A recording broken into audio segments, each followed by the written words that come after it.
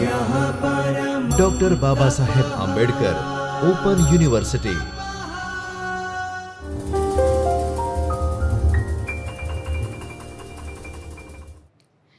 नमस्कार विद्यार्थी मित्रों, doctor Baba Saheb Ambedkar open university के चैतन्य स्टूडियो से मैं डॉक्टर आकृति चंद्रा, असिस्टेंट प्रोफेसर हिंदी, आप सभी का स्वागत करती हूँ। विद्यार्थी मित्रों, बीए के द्वितीय वर्ष के पंचम प्रश्न पत्र हिंदी भाषा, व्याकरण और संप्रेषण की इकाई 12 वाक्य, परिभाषा और प्रकार का आज हम पठन करेंगे, जिसके अंतर्गत हम पढ़ेंगे वाक्य क्या होते हैं, वाक्य के अंग क्या हैं और वाक्य के प्रकार कितने हैं। तो सबसे पहले देखते हैं वाक्य क्या है। विद्यार्थी मित्रों, आप सिर्फ इस पूरी लाइन को पढ़ करके देखें, क्या कोई सार्थक अर्थ निकल रहा है। का, है, समूह, शब्द, प्रकट, पूरा, जिससे, होता, इससे कोई अर्थ नहीं निकल रहा है। लेकिन इसी शब्द को जब हमने एक क्रम में अच्छे से सजाया है तो इससे एक सार्थक अर्थ निकल रहा है। शब्दों का समूह जिससे पूरा विचार प्रकट होता है, यह एक कोई आपको सार्थक अर्थ दे रहा है। तो यही है वाक्य। मतलब कि जिस भी शब्दों के ऐसे समूह से जिससे भी सार्थक अर्थ निकले उसे हम वाक्य कहते हैं। आइए देखते हैं परिभाषा। शब्दों का ऐसा समूह जो एक सार्थक अर्थ देता है वह वाक्य कहलाता है। यह शब्दों का समूह तो है लेकिन यह सार्थक अर्थ नहीं दे रहा है, तो यह वाक्य नहीं हुआ। लेकिन ये शब्द का ऐसा समूह है जो एक सार्थक अर्थ दे रहा है, तो यह वाक्य है। अब देखते हैं वाक्य के अंग कितने होते हैं।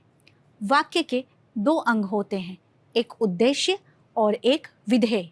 उद्देश्य जो काम करता है या जिसके बारे में कहा जाता है कि वह काम कर रहा है, ठीक है, तो उसे हम उद्देश्य कहते हैं।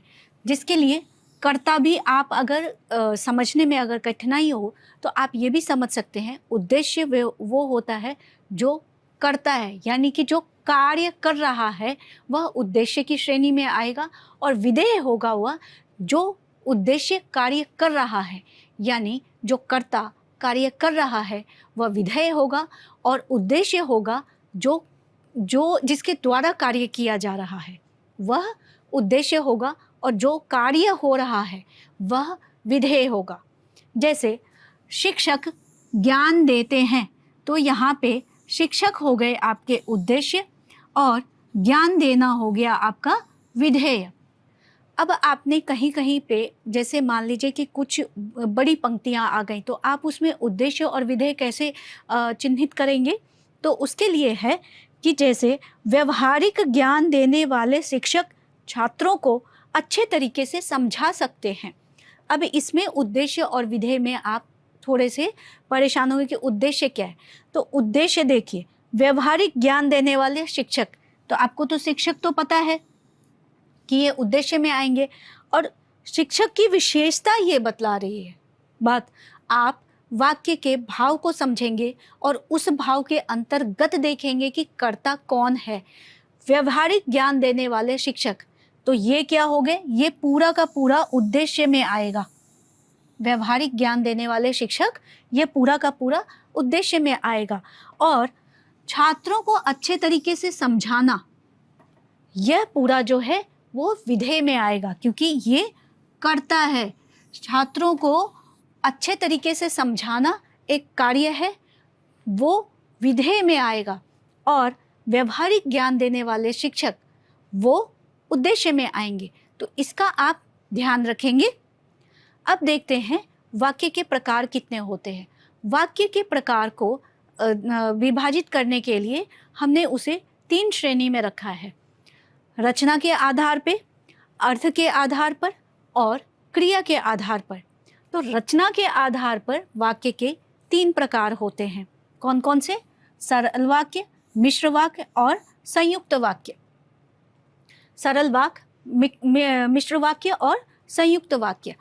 अर्थ के आधार पे वाक्य के प्रकार हैं विधिवाचक वाक्य, निषेधवाचक वाक्य, प्रश्नवाचक वाक्य, आज्ञार्थवाचक वाक्य, संदेशवाचक वाक्य इच्छावाचक वाक्य और संकेतवाचक वाक्य और विस्मयादि बोधक वाक्य।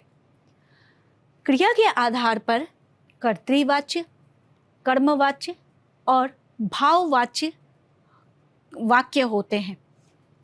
आगे देखते हैं रचना के आधार पर वाक्य के प्रकार।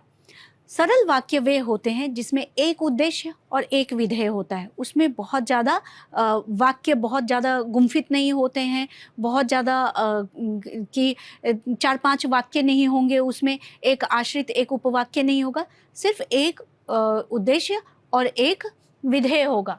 तो यहाँ देखिए, मोहन फल खा रहा है, तो मोहन क्या हो गया? उद्देश्य, और फल खाना क्या हो गया? विधेय। ठीक है। अब देखते हैं मिश्र वाक्य।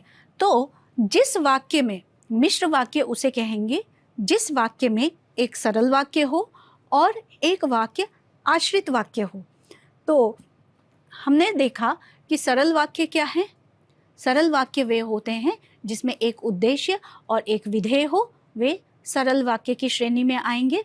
और मिश्र वाक्य जो होते हैं उसमें एक सरल वाक्य और एक आश्रित वाक्य होते हैं। आश्रित वाक्य उनको कहेंगे, आश्रित वाक्य उसे कहेंगे जो अपने पूर्व में प्रयुक्त हुए वाक्य के ऊपर आश्रित हो। जैसे वह कौन सा मनुष्य है जिसने छत्रपति शिवाजी का नाम न सुना हो। इसमें वह कौन सा मनुष्य है, वह आएगा आपका सरल वाक्य में। और जिसने मिश्र वाक्य में एक बात आप लोग और ध्यान देंगे कि वह किसी योजक के साथ में जुड़ा होता है। जिसने छत्रपति शिवाजी का नाम न सुना हो, तो इसमें 2 वाक्य हैं, एक सरल वाक्य है और एक आश्रित वाक्य है, इसलिए यह मिश्र वाक्य की श्रेणी में है। अब देखिए संयुक्त वाक्य। संयुक्त वाक्य में 2 या 2 से अधिक वाक्य जो हैं वे अथवा या इन सारे अवयवों से जुड़े हुए होते हैं। जैसे उसने मेहनत से पढ़ाई की और वह प्रथम आया। इसमें 2 वाक्य हैं, वह प्रथम आया और उसने मेहनत से पढ़ाई की। इन दोनों वाक्यों को किसने जोड़ा? और ने। तो जिस वाक्य में 2 या 2 से अधिक वाक्य हों और वे और या अथवा इन सारे अवयवों के साथ में जुड़े हुए हो, वे हमारे संयुक्त वाक्य होंगे। अब देखते हैं अर्थ के आधार पर वाक्य के प्रकार कितने होते हैं।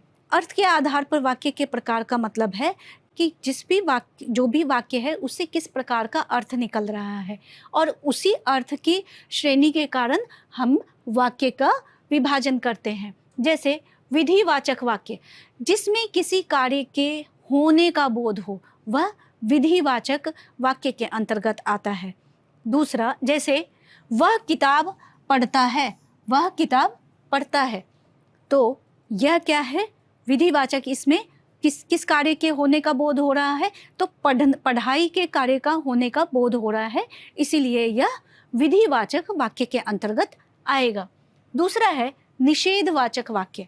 निषेध का मतलब क्या है? नहीं, मना करना या निषेध होना, किसी चीज़ में रुकावट आना, उन सारी उसको हम निषेधवाचक वाक्य कहेंगे, जिसमें न कार्य के न होने का बोध हो। जैसे वह किताब नहीं पढ़ता है, तो वह पढ़ नहीं रहा है, तो इसमें नहीं लगा हुआ है, इसलिए यह निषेधवाचक वाक्य के अंतर्गत आता है। अब है प्रश्नवाचक वाक्य। प्रश्नवाचक वाक्य के अंतर्गत वैसे वाक्य आएंगे जिसमें कुछ पूछा जा रहा है। ठीक है। जैसे क्या तुमने किताब पढ़ ली है? तो इसमें प्रश्न पूछा जा रहा है कि क्या तुमने यह किताब पढ़ ली है, इसलिए यह प्रश्नवाचक वाक्य के अंतर्गत आएगा। अब है आज्ञार्थ वाक्य। आज्ञार्थ वाक्य होते हैं जिसमें आज्ञा, उपदेश, अनुमति या प्रार्थना वाले भाव हो।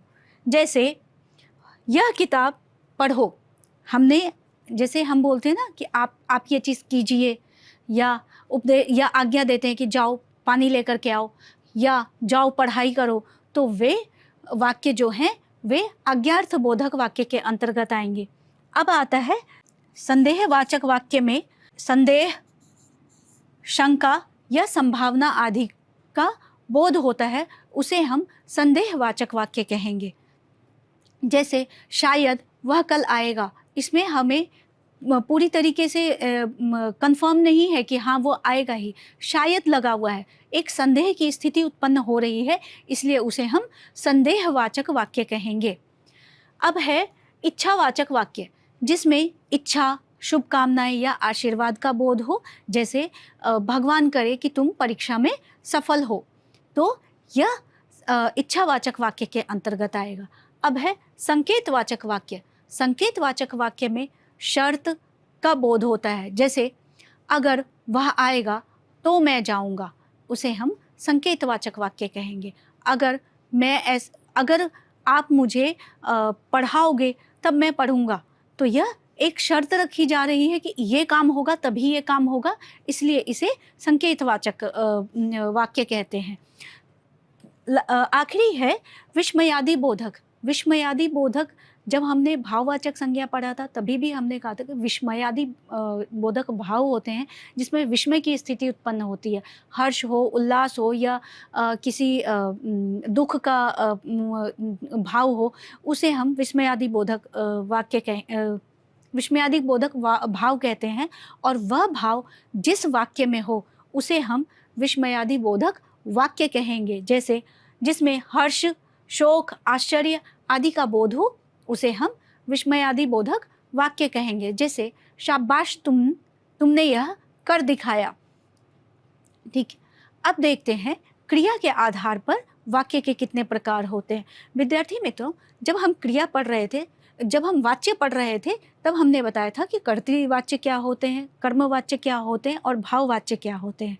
वाक्य भी क्रिया के आधार पर अगर हम देखें तो वाच्य के हिसाब से हम वाक्य की जो है वो विभाजन कर सकते हैं, जिसमें कर्तृवाच्य यानी कर्ता की प्रधानता हो, वह वाक्य जो है वो कर्तृवाच्य वाक्य के अंतर्गत आएगा।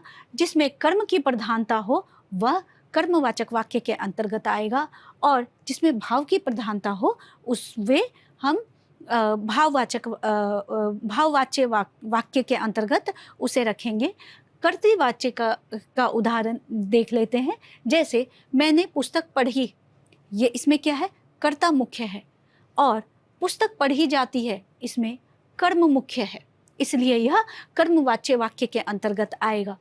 और मुझसे पुस्तक पढ़ी नहीं जाती है, तो इसमें भाव क्या है, भाव नहीं पढ़ पाने का भाव उत्पन्न हो रहा है, तो इसीलिए यह भाववाच्य वाक्य के अंतर्गत आएगा। विद्यार्थी मित्रों, आज के लिए इतना ही। अगली कक्षा में पुनः मिलते हैं। नमस्कार।